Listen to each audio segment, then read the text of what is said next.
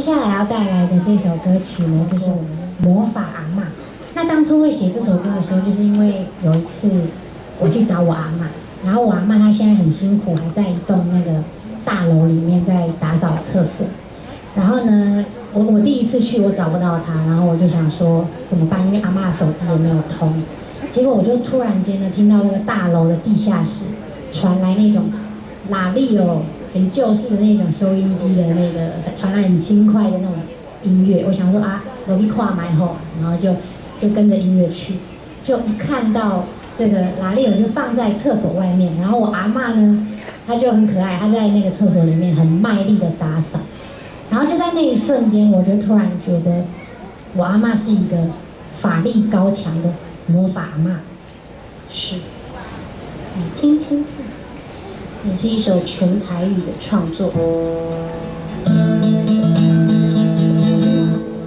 大家有看过乐琴吗？有吗？有看过的举手。戴小杰后啊，有都有。这是北投，就是最有名的，应该就是这个台湾乐器。是陈老师他在这边深耕了非常非常的久。那其实从这个前几天开始，在温泉博物馆的这个乐器民谣季也已经开始，而且今年刚好是第10周年，所以有非常多的活动。那我们打个广告，我们10月2号也会在民谣季有表演，到时候欢迎大家来共襄盛举，就完全都是乐器。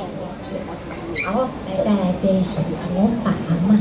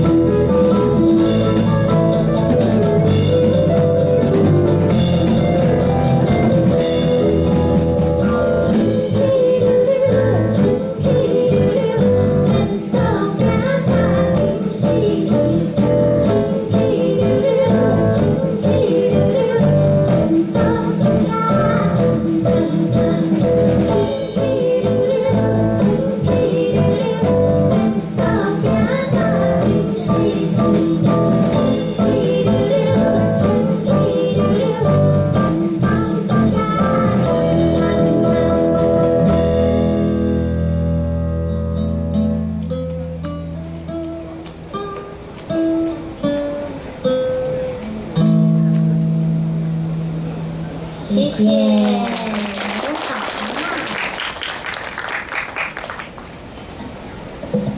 那其实啊，就是这首歌曲，它里面歌词有写到说，清气溜溜，清气溜溜，便所拼甲金细细。